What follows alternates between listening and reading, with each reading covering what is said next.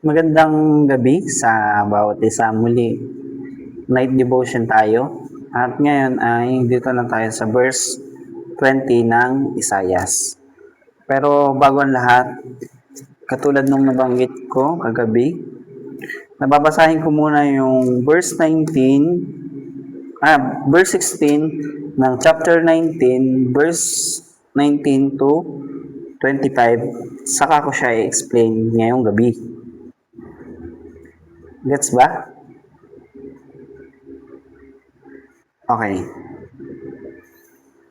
Ang aking natutunan dito at base sa aking pag-aaral, pagsasaliksik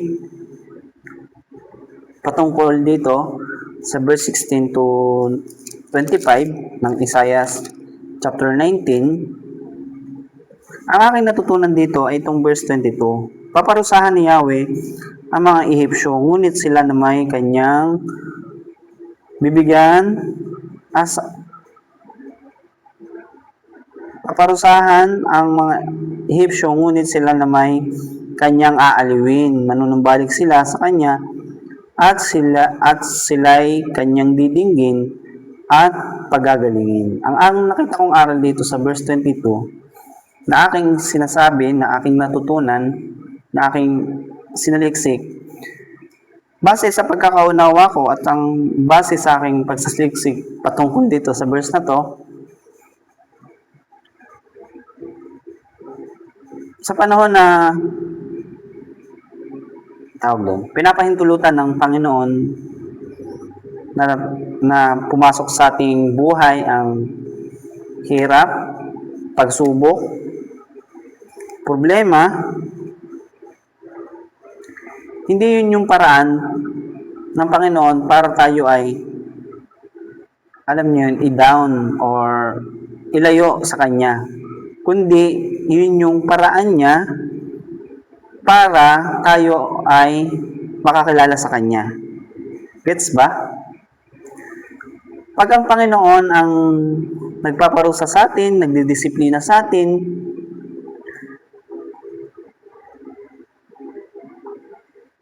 ang dulot nun sa atin ay kabutihan. Kumbaga, habang tayo dinidisiplina ng Panginoon, tayo ay napapabuti. Yung mali nating kaisipan, yung mali nating pananaw, na akala natin na walang Diyos na dumidinig sa ating panalangin, ay nagkakamali tayo sapagkat may Diyos tayo na nakikinig sa ating panalangin, sa ating mga ipinapanalangin sa Kanya. Ang kailangan lang natin ng pananalangin na may pagtitiwala sa Kanyang magagawa. Sana po ay naunawaan niyo po yung explanation po dito sa verse 22 na aking natutunan at aking pong pinag-aralan, na aking pong siniliksik. At lagi po nating tandaan na ang Panginoon po, wala po siyang hinangad sa atin na ikakasama natin, kundi may plano siya na mabuti sa atin, magandang plano at buhay na maayos at kinabukasang maayos. Parang isang magulang sa kanyang anak na minamahal. Walang hinangad ang isang mabuting magulang sa kanyang anak na mapasama ang kanyang anak, kundi laging hinahangad ng mabuting magulang ang ikabubuti ng kanyang anak. At sa Panginoon, ganun din po tayo. Sana po ay naunawaan niyo po muli yung aking pong explanation. At yun, dito na lang po tayo sa verse 20. Mali. Verse tuloy. Chapter 20 ng Isaias. Isaias, chapter 20 na tayo. Verse 1 hanggang 5 yung ating babasahin. At hanggang verse 5 lang ang Isaias chapter 20. Siguro, explain ko na lang ulit bukas yung aking natutunan dito sa Isaias chapter 20 verse 1 to 5. Yun. Bagamat medyo antok na tayo, medyo antok na ako, ay mabuti pa rin na bago matulog ay makapagbasa ng Bible. At yun, umpisa na natin. Noong taon ng Asdod ay salakayin at sakupin ng pinakamataas na general na isinugo ni Haring Sargon ng Assyria. Sinabi ni Yahweh kay Isaias na anak ni Amoz, hubarin mo ang iyong damit, panluksa at mag-alis ka ng sandalyas. Gayon nga ang ginawa ni Isaias at lumakad siya, hubad at nakayakap. Lumakad siyang hubad at nakayapak. Pagkatapos, sinabi ni Yahweh, kung paano ang lingkod kong si Isaias ay 3 taong lumalakad na hubad at nakayapak bilang tanda ng mga mangyayari sa Ehipto at sa Ethiopia, gayon din bibihagin ng hari ng Assyria ang mga taga-Ehipsyo at mga taga-Ethiopia. Ethiopia matatanda, bata, Ethiopia, matanda at batay, kakalad ka rin, nakayapak at hubad na ang mga pigi ay nakalabas. O anong laking kahihiyan? O ulitin ko lang, verse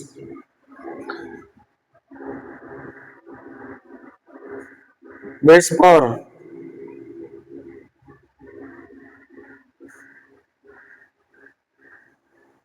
Gayon din, bibihagin ng hari ng Assyria ang mga Ehipsyo at ang mga taga-Ethiopian, matatanda, batay, kakalad ka ring nakayapak at hubad, ang mga pigi ay nakalabas. O anong laking kahihiyan sa Ehipto, dahil dito'y manlulumo at masisiraan ng loob ang lahat ng nagtitiwala sa Ethiopia na kanilang inaasahan at sa Ehipto na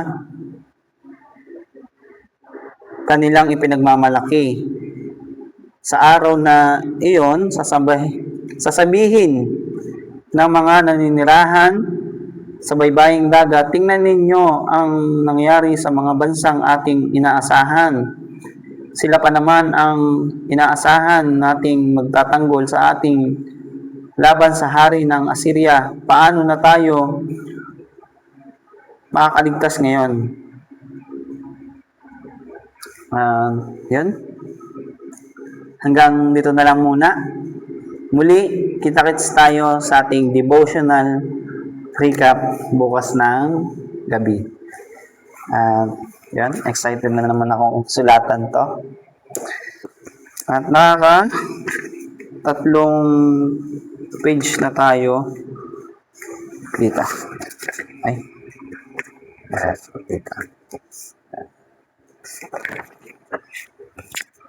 Isa, 2,